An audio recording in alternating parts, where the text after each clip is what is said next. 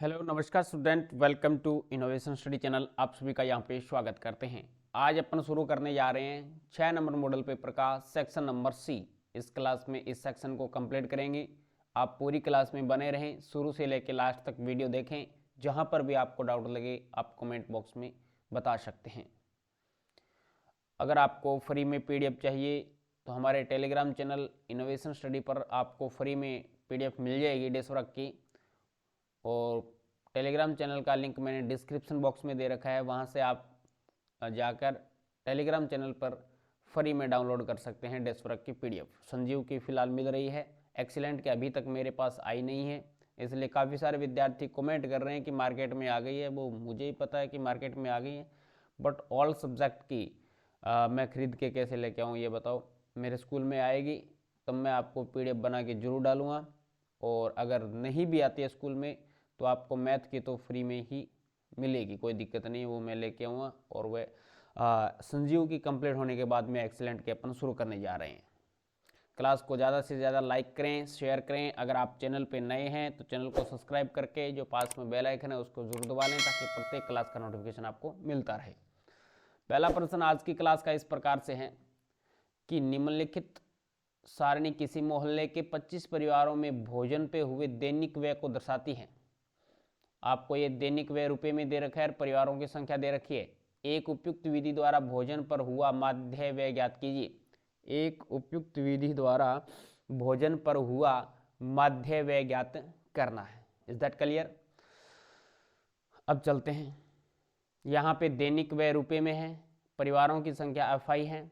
अब हमें वर्ग चिन्ह निकालना है। 100 + 150 250 बटे 2, 250 बटे 2 करेंगे तो 125 आएगा। आधा करना है इसका, XI होता है बीच का मान होता है, तो 125। फिर यहाँ पे 200 + 150 350, 350 में फिर ये हो जाएगा 175, 175 का हो जाएगा। Is that clear?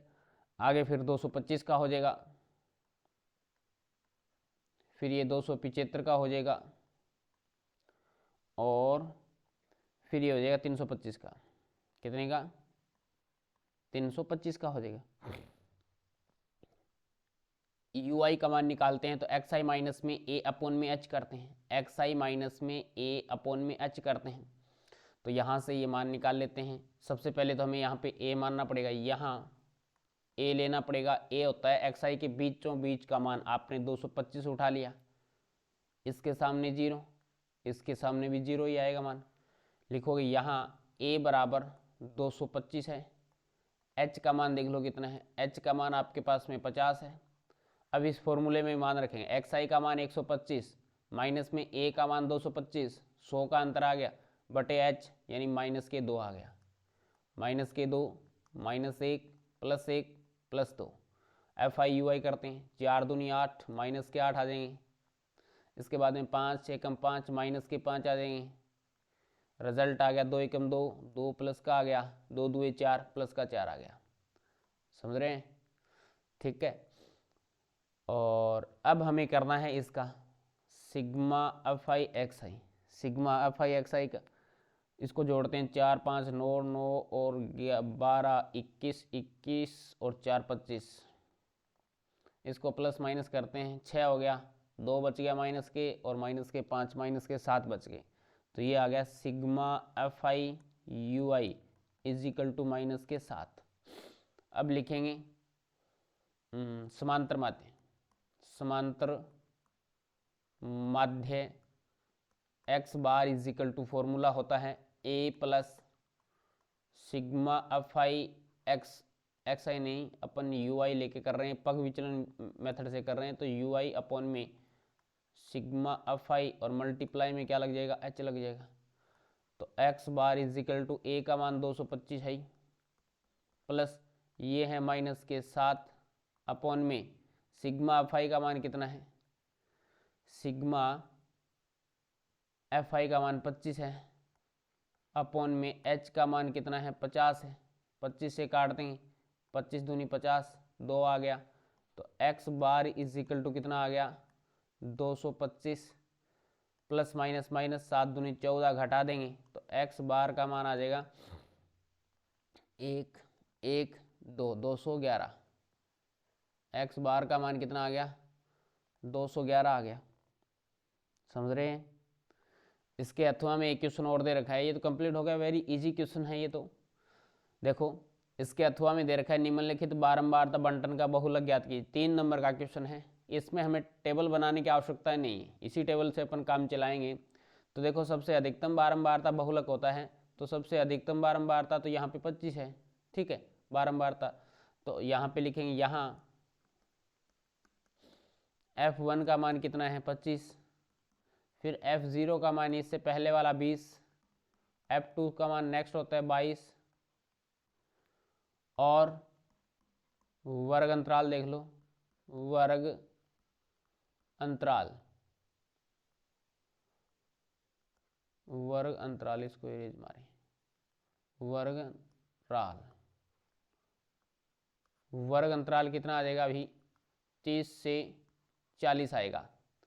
तब L का मान निम्न सीमा 30 आएगी, H का मान कितना आएगा? 10 आएगा। H का मान कितना आएगा? 10 आ जाएगा। Is that clear? ठीक है, H का मान 30 से 40 है, 10 आ गया। तो अब बहुलक बराबर लिखते हैं।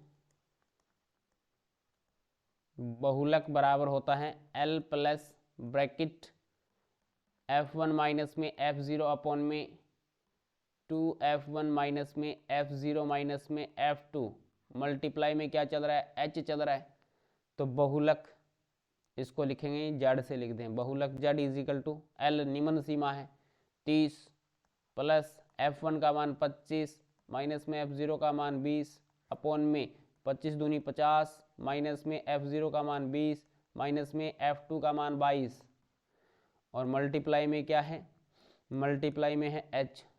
तो ये बन जाएगा आपके पास में Z is equal to 30 plus 25 minus में 20 5 आएगा अपॉन में ये आ जाएगा 50, ये आएगा 50 माइनस में 20 और 22 42 घटाएंगे, 42 हो गया माइनस का, अपॉन इंटू में H का मान रखा नहीं, क्या रखो? H का मान 10 है। यहाँ पे H का मान 10 है, ये 10 रख दो। तो ये आ जाएगा Z is equal to 30 plus 5 दें 50 भाग में 50 माइनस में 42 8 भाग कर दें 30 प्लस 8 छिके 48 बच गया 2 20 8 दूनी 16 8 5 40 तो 6.25 आ गया। तो Z बराबर कितना आएगा? 30 और 6 36, 36.25 आएगा। Z का मान कितना आएगा? 36.25 आएगा। ये आपका बहुलक आ जाएगा। Is that clear? समझ में आया? कैलकुलेशन करनी है, शानदार तरीके से करनी है, प्रैक्टिस आपको जारी रखनी है ताकि आपकी कैलकुलेशन थोड़ी फास्ट हो जाए, तो वहाँ पे भी गलती होने के चांस कम हो जाते हैं। तो चलिएगा, क्वेश्चन समझ में आ रहे हैं तो क्लास को लाइक करें, शेयर करें। अगर आपने अभी तक चैनल को सब्सक्राइब नहीं किया तो चैनल को सब्सक्राइब करके पास में जो बेल आइकन है उसको जरूर दबाएं ताकि प्रत्येक क्लास का नोटिफिकेशन आपको मिलता रहे। नेक्स्ट क्वेश्चन देखिएगा। नेक्स्ट क्वेश्चन दे रखा है, वह AP ज्ञात कीजिए जिसका तीसरा पद 16 व सातवां पद 5वें पद से 12 अधिक है। चलो ठीक है, पहला दे रखा है वो करते हैं अपन, 16 आउट दिया है। इसका तीसरा पद A3 इज इक्वल टू कितना दे रखा है? 16 व सातवां पद 5वें पद से 12 अधिक है। सातवां पद 5वें पद से 12 अधिक है। तो ये हो जाएगा आपके पास में A3 को क्या लिखते हैं? A3 को लिखते हैं A प्लस में 2D लिखते हैं is equal to 16। Equation number 1, equation number 1। ठीक है, और इसके बाद में क्या दे रखा है? सातवें पद से पांचवां पद, सॉरी, पांचवें पद से सातवां पद, इन दोनों के बीच का अंतर कितना दे रखा है आपको? 12 दे रखा है। 1 नंबर इक्वेशन हो गई। तो मैं इसको थोड़ा सोल्व आउट कर लेता हूँ एक साइड में। सातवें पद को क्या लिखेंगे? A प्लस में 6D लिखेंगे। एक कम करके लिखते हैं माइनस में, क्योंकि बीच में माइनस है तो आपको ब्रैकेट लगाना जरूरी है। A5 को क्या लिखेंगे? A प्लस में 4D लिखेंगे इज इक्वल टू 12 है, 12 दे रखा है। अब माइनस ओपन कर देते हैं तो A प्लस में 6D माइनस में A और प्लस माइनस माइनस 4D हो जाएगा इज इक्वल टू 12। तो A से यहाँ से A कट जाएगा क्योंकि प्लस माइनस हो गया। 6 में से 4 घटाएंगे तो 2 बचेगा। 2D is equal to 12। अब D का मान कितना आएगा बताओ? D का मान आएगा 12/2। 12 में 2 का भाग दे देंगे 6 आएगा। चारवां अंतर कितना आ गया, कॉमन डिफरेंस 6 आ गया। अब ये इसमें रख देते हैं तो समीकरण यदि लिखेंगे डी का मान 1 में रखने पर ए का मान चेक करते हैं कितना आता है, तो ए प्लस 2 गुणा डी का मान 6 है इज इक्वल टू 16। तो ये बन जाएगा ए बराबर बन जाएगा 6 दूनी 12, तो 16 माइनस में 12 इधर जाके माइनस का बन जाएगा, तो ए का मान कितना आएगा 4 आएगा। तो प्रथम पद 4 है, सारवा अंतर डी है। अब आपको ए पी निकालनी है तो लिखेंगे A2 का मान कितना आएगा बताओ, A2 का मान आएगा ए प्लस में डी, ए का मान 4 प्लस में डी का मान 6 कितना आ जाएगा 10 आ जाएगा। A3 का मान कितना होगा, ए प्लस में 2D होगा, ए प्लस में 2D होगा, तो ए का मान 4 प्लस में 2 गुणा डी का मान कितना है 6, 6 दूनी 12, 12 और 4 कितने हो जाएंगे 16 हो जाएंगे। A4 का मान कितना आ जाएगा, ए प्लस में 3D होगा, ए प्लस में 3D, ए का मान कितना है 4 प्लस में 3 गुणा डी का मान कितना है 6, तो ये कितना आ जाएगा 6 3 18, 18 और 4 कितने हो जाएंगे 22, 6 6 जोड़ रहे हैं तो लिखेंगे अतः ए पी क्या हो जाएगा 4, 10, 16, 22, डैश डैश डैश। ये क्या चलेगी हमारी ए पी चलेगी, ये आंसर हो गया, 3 नंबर का काम हो गया। बस देखो आधे पेज में 3 नंबर मिल जाएंगे। ऐसे ही करना है, बड़े शानदार तरीके से करना है, कोई दिक्कत नहीं है। क्लियर हुआ, समझ में भी आ रहा है। क्लास को लाइक और शेयर करते रहें, इसमें कंजूसी न करें। उस एपी के नेक्स्ट अथवा वाला देखो, उस एपी के प्रथम 51 पदों का योगफल ज्ञात कीजिए जिनके दूसरे और तीसरे पद क्रमशः 14 और 18 हैं। दूसरा और तीसरा लगातार दे दिया अपन 14 और 18, तो अपन पता चल गया कि इनमें डी को मान के 83, दूसरे पद में तीसरे पद में से दूसरा पद घटाएंगे तो डी का मान आ जाएगा। तो हम अपन लिखेंगे यहाँ पे 18 माइनस में 14 इज इक्वल टू 4 आ जाएगा। डी का मान कितना आएगा 4 आएगा। अब देखते हैं, करते हैं कैलकुलेशंस। 51 पदों का योगफल भी ज्ञात करना है, कोई बात नहीं, तो यहाँ पे लिख देते हैं, नीचे हो जाएगा, कोई दिक्कत नहीं है। इसके अथवा में यहीं पे कर देंगे, तो लिखोगे अथवा वाला दिया है A2 बराबर कितना दे रखा है 14 व A3 बराबर कितना दे रखा है आपको 18। तब सारवय अंतर D बराबर क्या हो जाएगा, A3 माइनस में A2 हो जाएगा, A3 माइनस में A2 हो जाएगा। A3 का मान कितना है 18 माइनस में 14, 18 माइनस में 14 कितना आ जाएगा 4 आ जाएगा। तो सारवय अंतर कितना आ जाएगा 4 आएगा। सारवय अंतर 4 है, तब प्रथम पद A क्या बन जाएगा, A का मान कैसे निकालोगे, या यहाँ से निकाल लें A का मान, जो हमें A2 दे रखा है ना, A2 बराबर होता है A प्लस में D होता है। A2 का मान कितना दे रखा है 14 दे रखा है, प्लस में बराबर आएगा, यहाँ पे बराबर आएगा A प्लस D का मान आपने निकाल रखा है 4, ये भी रख दें कोई दिक्कत नहीं, 4 रख दिया, ये इधर लेके जाएं तो A का मान कितना आएगा 14 माइनस में 4 आएगा, तो ये रिजल्ट बनेगा A बराबर 10 बनेगा। A बराबर कितना बनेगा 10 बनेगा। ओके, अब A2 का मान है, A का मान है, हमें 51 पदों का योगफल निकालना है। किसका निकालना है 51 पदों का योगफल निकालना है। तो अब SN वाला फॉर्मूला लगा देते हैं। कौन सा फॉर्मूला लगाएंगे, यहीं पे लगा देता हूँ एक बार तुम्हें, SN वाला फॉर्मूला। तो आप लिखेंगे SN इज इक्वल टू क्या होता है n/2, ये होता है 2A plus n minus 1 into D होता है। तो SN का मान कितना है बताओ 51 है, इज इक्वल टू ये लिखेंगे 51/2, ये हो जाएगा 2 गुणा में A का मान कितना है 10, प्लस ये हो जाएगा 51 माइनस 1 गुणा में D का मान कितना है 4 है। तो ये हो जाएगा आपके पास में S51 इज इक्वल टू 51/2 गुणा में 10 दूनी 20 प्लस 51 माइनस 1 कितना हो जाएगा 50 गुणा में 4, 50 गुणा में 4, तो ये आ जाएगा 51/2, ये आ जाएगा 20 प्लस 50 गुणा 4 200 हो जाएगा, ये 220 हो जाएगा। तो ये आ जाएगा 51/2 गुणा में 220, तो ये रिजल्ट क्या बनेगा S51 इज इक्वल टू 2 से काट दें, 2 एकम 2, 110, ये रिजल्ट आ गया। 51 गुणा में 110 मल्टीप्लाई कर दो 0, 11 एकम 11, 11 पाँच 55, 1 56, तो कितना आएगा 5610 आएगा। 51 पदों का योगफल कितना आ जाएगा 5610। क्वेश्चन समझ में आया क्या बताइए। क्लास को लाइक और शेयर करते रहें।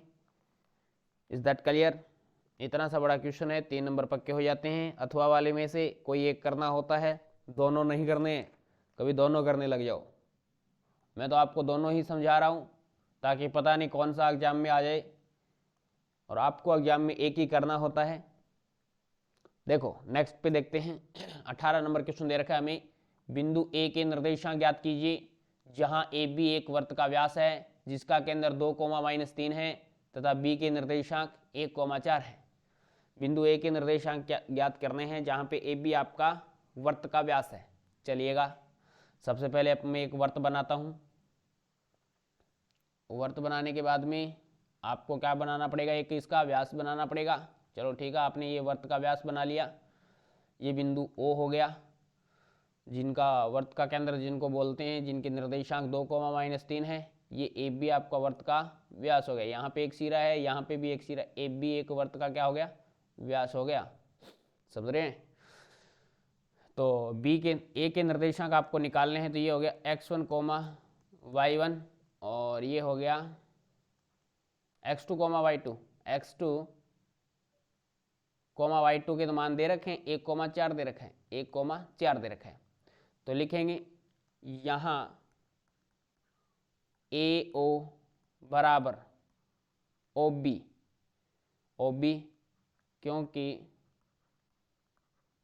क्योंकि वृत्त की त्रिज्या, क्योंकि वृत्त की त्रिज्या है, इसलिए M1, इसलिए ओ ए बी का मध्य बिंदु है। तब लिखेंगे मध्य बिंदु ओ के निर्देशांक, तब मध्य बिंदु ओ के निर्देशांक क्या हो जाएंगे, देखो निर्देशांक हो जाएंगे, मध्य बिंदु ओ के निर्देशांक हो जाएंगे x1 + x2 बटा 2, y1 + y2 बटे 2।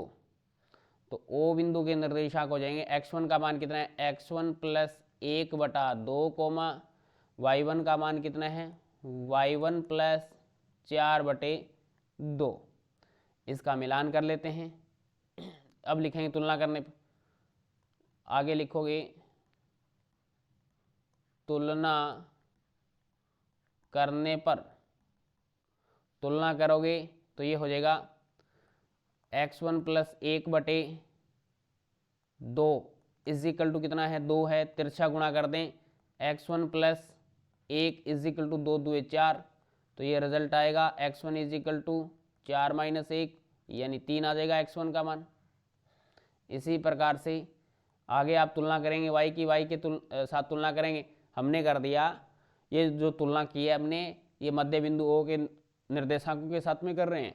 यहाँ से आ जाएगा y1 + 4 बटे 2 = यहाँ पे है -3, तिरछा गुणा करेंगे तो ये आ जाएगा y1 = एक बार इसको प्लस में लिखें, यहाँ से +4 = 4 3 दूनी 6, -6 आ जाएगा। तो ये रिजल्ट आएगा y1 = -6, इधर जाके 4 हो जाएगा, तो ये आ जाएगा y1 = -10। y1 कितना आ जाएगा, -10 आ जाएगा। तो लिखेंगे अतः बिंदु ए के निर्देशांक, अतः बिंदु ए के निर्देशांक, अतः बिंदु ए के निर्देशांक क्या हो जाएंगे, 3, -10 होंगे, 3, -10 होंगे। Is that clear? समझ रहे हैं आप? इसके बाद में नेक्स्ट देखिएगा। नेक्स्ट है दर्शाइए कि बिंदु 1,7, 4,2, -1, और 4, -4, एक वर्ग के शीर्ष हैं। अब हमें क्या करना पड़ेगा, इनको इन सभी को चेक करना पड़ेगा क्या ये वर्ग के शीर्ष हैं। दूरी सूत्र की सहायता से चारों बिंदुओं के बीच की दूरी निकालते हैं बारी बारी से, एक वर्ग बना के, एक आकृति बना के। फिर इनके अपन को क्या निकालना पड़ेगा, विकर्ण के बीच की दूरी भी निकालनी पड़ेगी, तब जाके हमें पता चलेगा क्या ये वर्ग के शीर्ष हैं। चलेगा, ये है 18 नंबर का अथवा वाला। मैं एक आकृति बनाता हूं।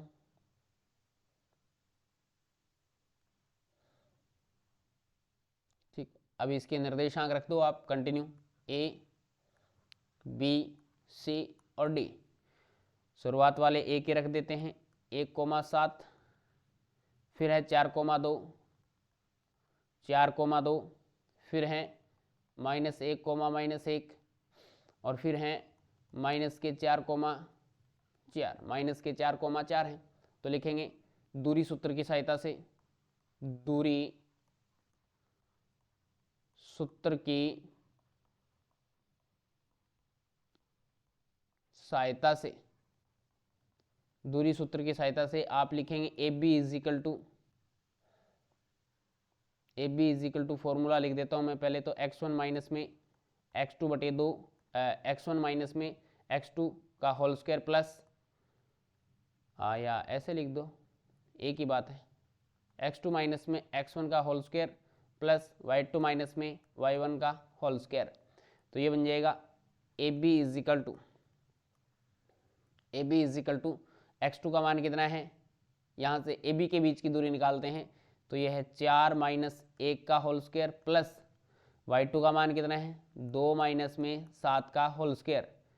तो ये ए बी का मान बनेगा 4 - 1, 3 का स्क्वायर प्लस -5 का स्क्वायर। तो ये रिजल्ट आ जाएगा A B is equal to 3 का स्क्वायर कितना होगा 9 प्लस -5 का स्क्वायर कितना होगा 25, 25 और 9 कितने हो जाएंगे 34। तो ये आएगा रूट में 34 इकाई। Is that clear? इसी प्रकार से अपन निकालते हैं BC के बीच की दूरी। तो BC के बीच की दूरी हो जाएगी x2 माइनस में x1, तो -1 -4 का whole square plus y2 minus में y1 -1 -2 का होल स्क्वायर। तो ये BC इज इक्वल टू -1 -4 -5 का स्क्वायर, माइनस में 5 का स्क्वायर प्लस माइनस में 3 का स्क्वायर। माइनस का स्क्वायर करें या प्लस का स्क्वायर करें रिजल्ट तो एक ही देगा। ये भी 25 प्लस 9 देगा, तो रिजल्ट आएगा माइनस रूट में 34 इकाई। ठीक है, अब आगे लिखेंगे CD का मान।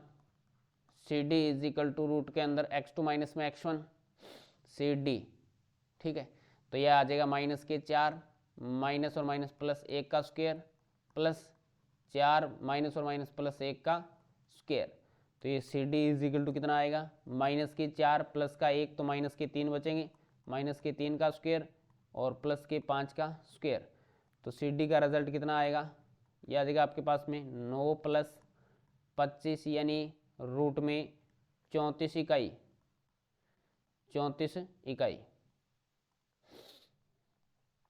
Is that clear? और ये बन जाएगा आपके पास में DA का मान या AD का मान कैसे भी निकाल सकते हैं। ये बन जाएगा आपके पास में DA, तो 1 माइनस और माइनस प्लस 4 का होल स्क्वायर प्लस y2 का मान कितना है 7 माइनस में 4 का होल स्क्वायर। तो ये बन जाएगा DA is equal two plus के 5 का वर्ग प्लस 7 माइनस में 4 3 का वर्ग हो जाएगा। तो DA इज इक्वल टू कितना रिजल्ट आएगा 5 5 25 प्लस में 3 का स्क्वायर 9 आ जाएगा। तो ये भी कितना आएगा 34 इकाई आएगा।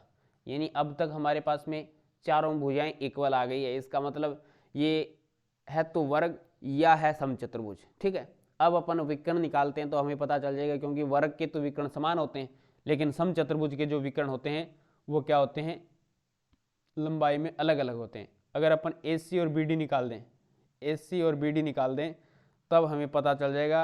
अगर ये समान आ जाते हैं तो ये वर्ग के निर्देशांक है, अन्यथा नहीं है। अब लिखोगे विकर्ण, विकर्ण AC इज इक्वल टू हो जाएगा रूट के अंदर फॉर्मूला यही लगेगा, x2 माइनस में x1, तो ये आ जाएगा -1 का स्क्वायर प्लस y2 -1 माइनस के 7 का स्क्वायर। तो AC का रिजल्ट कितना आएगा, -1 माइनस के 2 का स्क्वायर, -2 का स्क्वायर प्लस -1 -7 माइनस के 8 का स्क्वायर।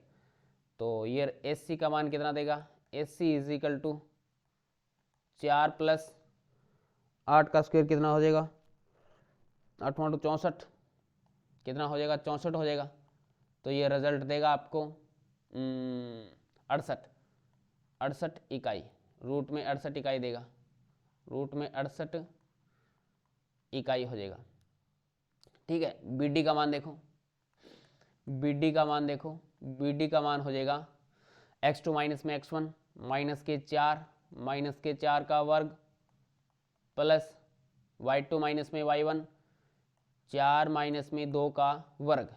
तो ये कितना हो जाएगा आपके पास में, BD इज इक्वल टू, यहाँ से लिखेंगे -8 माइनस के 4 माइनस के 8 का वर्ग प्लस में 4 माइनस में 2 का वर्ग। तो ये रिजल्ट कितना आएगा, 8 × 2 64 प्लस में 2 2 4। तो ये BD का मान कितना आ जाएगा, BD का मान आ जाएगा रूट में 68 इकाई, रूट में 68 इकाई। यानी इसके विकर्ण भी बराबर आ रहे हैं और चारों भुजाएं बराबर आ रहे हैं। तो लिखेंगे यहाँ भुजा AB बराबर है BC बराबर है CD बराबर है DA, भुजा बराबर आ रही है तथा विकर्ण AC बराबर आ रहा है BD। इसलिए दिए गए बिंदु वर्ग के शीर्षों के निर्देशांक हैं। इसलिए दिए गए बिंदु वर्ग के शीर्षों के निर्देशांक हैं। ओके, समझ गए? इस प्रकार से आपको करना है। अब अपन चलते हैं नेक्स्ट क्वेश्चन पे, 19 नंबर पे।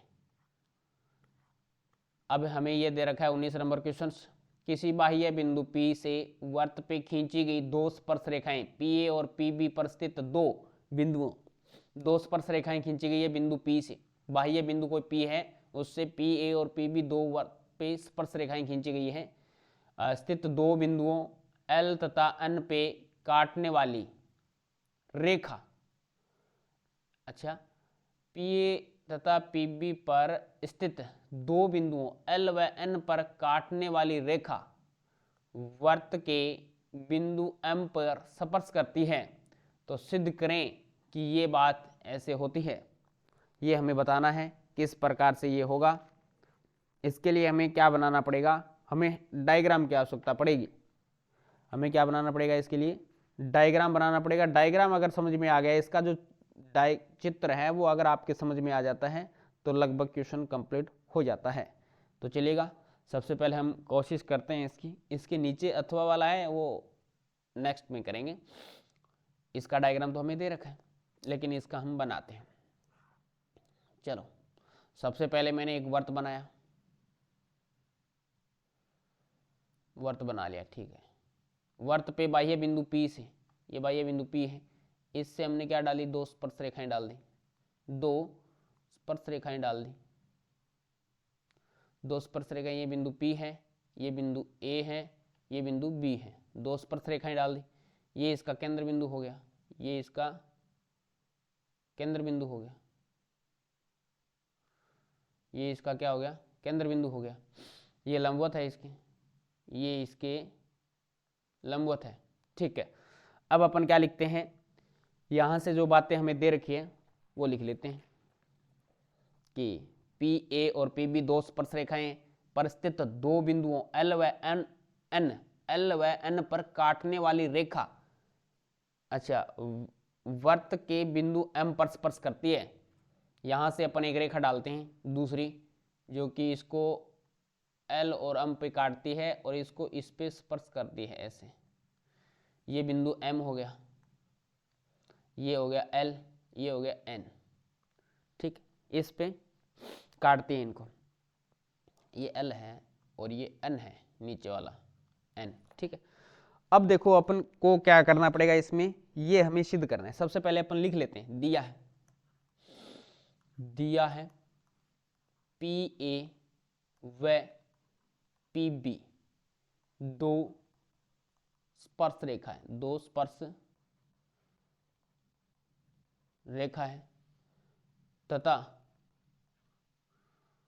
एल एन भी एक स्पर्श रेखा है, एक स्पर्श रेखा है और ओ नाम देते हैं इसका, ओ वृत्त का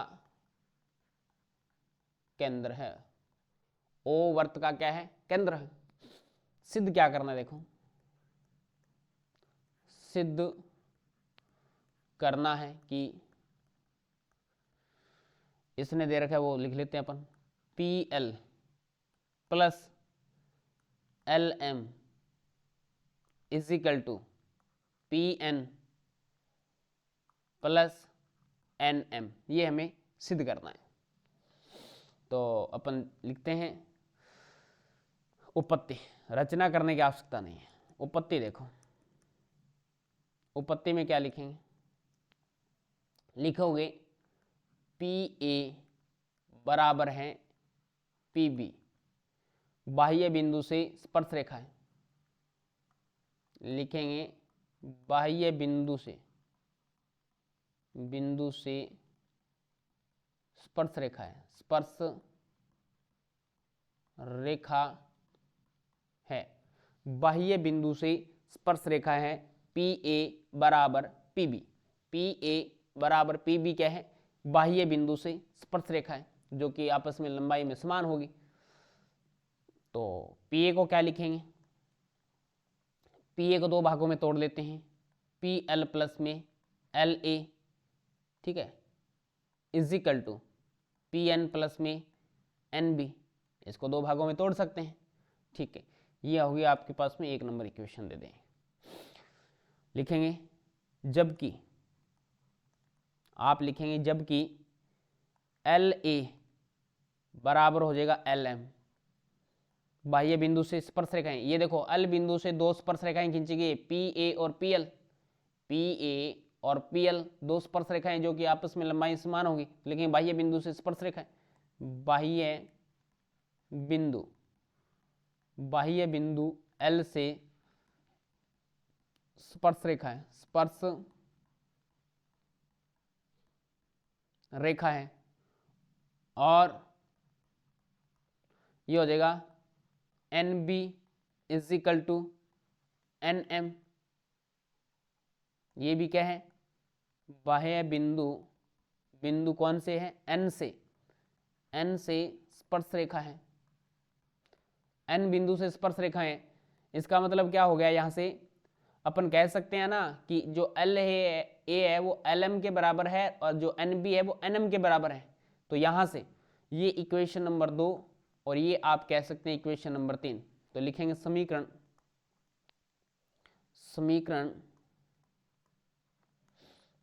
2 व 3 से मान 1 में रखने पर, 1 में मान रखेंगे तो ये हो जाएगा एल ए की जगह तो एम में लिख देंगे, तो ये हो जाएगा पी एल प्लस में L M is equal to क्या हो जाएगा, पी एन प्लस में एन एम हो जाएगा। और यही हमें क्या करना था, प्रूफ करना था, सिद्ध करना था, एच पी हैंस प्रूफ, इतने सिद्धम हो गया। वेरी सिंपल है यार, कितना इजी है ना। यही हमें वेरीफाई करना था, सिद्ध करना था। Is that clear? समझ रहे हैं? इसके अथवा में क्वेश्चन दे रखा है वो देखते हैं अब। इसका भी हमें डायग्राम बना के दे रखा है, कोई दिक्कत नहीं है इसमें। तो 5 सेंटीमीटर त्रिज्या के एक वर्त की 8 सेंटीमीटर लंबी जीवा, अच्छा जीवा लंबी एक जीवा पी क्यू है, पी क्यू एक जीवा है, ठीक है। पी और क्यू पर स्पर्श रेखाएं परस्पे बिंदु टी पे प्रतिच्छेद करती है। अच्छा, स्पर्श रेखाएं है ना, जो बिंदु बाह्य बिंदु टी पे क्या कर रही है, प्रतिच्छेद कर रही है। तो आप टीपी की लंबाई ज्ञात करो। आप टी, अच्छा टीपी की लंबाई ज्ञात करनी है, स्पर्श रेखा की लंबाई ज्ञात करनी है। स्पर्श रेखा की लंबाई आपको ज्ञात करनी है, जबकि आप ये जानते हैं कि ये तो 90 डिग्री का एंगल बनता है, यहाँ से ये तो 90 डिग्री का एंगल बनता है। तो अपन क्या करेंगे, जो ये जो टी ओ है ना, ये पी क्यू को समद्विभाजित करेगा। ये बिंदु आर है ना, ये इसका समद्विभाजक बिंदु है। तो ये तो 4 हो गया। अब हमें ये साइड निकालनी पड़ेगी, ठीक है। तो चलिएगा देखते हैं इसका सॉल्यूशन किस प्रकार से होता है। अब चलिएगा, ये क्वेश्चन है, इसको अपन दो तरीके से कर सकते हैं। एक तो इसको दो त्रिभुज को समरूपता के नियम से इसको समरूप बना के फिर कर सकते हैं। एक अपन मैथमेटिकली कैलकुलेशन, जैसा कि आप जानते हैं पाइथागोरस प्रमेय की सहायता से कर सकते हैं। तो सबसे पहले मैं यहाँ पे आपको बताना चाहूँगा कि जो पीओ भुजा है ना, जो पीओ नहीं टीओ, टीओ परपेंडिकुलर है पीक्यू पे, पीक्यू पे लंबवत है, यानी यहाँ पे 90 डिग्री का एंगल बन रहा है, इधर भी 90 डिग्री का एंगल बन रहा है, ठीक है। तथा जो पी आर भुजा है वो आर क्यू के बराबर है, पी आर भुजा है वो आर क्यू के बराबर होगी। यानी ये जो टी ओ भुजा है ना, वो इसको पी क्यू को दो भागों में विभाजित करेगी। तो ये दूरी आपके पास में 4 सेंटीमीटर हो जाएगी, ये भी कितनी हो जाएगी 4 सेंटीमीटर, टोटल 8 सेंटीमीटर है। तो ठीक है, तो आप लिखेंगे P R is equal to 4 centimetre. Is that clear? अब समकोण, समकोण त्रिभुज पी आर ओ में पाइथागोरस प्रमेय से, पाइथागोरस प्रमेय से, पाइथागोरस प्रमेय से क्या हो जाएगा आपके पास, पीओ का square is equal to P R का स्क्वायर प्लस आर ओ का स्क्वायर। तो पीओ का मान कितना है 5 का वर्ग is equal to P R यानी 4 का वर्ग प्लस में ये है आर ओ का वर्ग।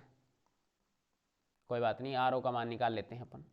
तो ये आ जाएगा आर ओ का वर्ग इज इक्वल टू 5 5 25 माइनस में 4 चौके 16। तो ये आर ओ का मान कितना आएगा, 25 माइनस में 16 तो 9 आएगा। तो ये आ जाएगा आर ओ का, आर ओ ठीक है, इज इक्वल टू ये आ जाएगा 9, ये आ जाएगा 3 सेंटीमीटर। 9 का वर्गमूल 3 सेंटीमीटर हो जाएगा, ठीक है। इसी प्रकार से ये मान आ गया आपके पास आर ओ का मान, और आर ओ आपने x सेंटीमीटर मान लिया, x सेंटीमीटर मान लिया, ये आपने y सेंटीमीटर मान लिया। शुरुआत में लिख देना माना R O is equal to X centimetre व T R is equal to आपने मान लिया y सेंटीमीटर। तो इसलिए आपके पास में x बराबर कितना आ गया, 3 सेंटीमीटर आ गया। समझ गए? अब अपन लिखते हैं त्रिभुज, इसीलिए इसी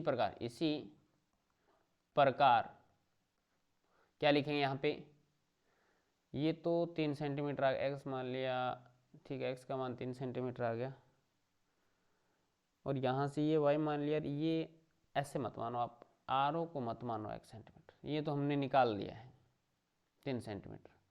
आप इसको मान लो 1 सेंटीमीटर, ये x सेंटीमीटर मान लो,